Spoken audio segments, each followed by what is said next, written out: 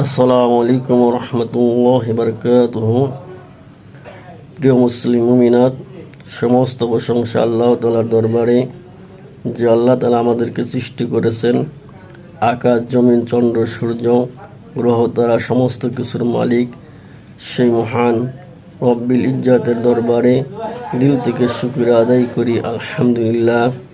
সেই মহান মানব হযরতে মুহাম্মদ সাল্লাল্লাহু আলাইহি সাল্লামের দরবারে দিল থেকে দরুদ ও সালাম পাঠাই। সবাই বলুন সাল্লাল্লাহু আলাইহি সাল্লাম।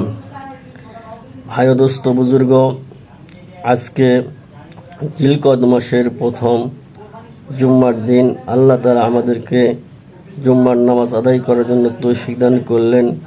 আবারও দিল থেকে শুকর আদায় করি।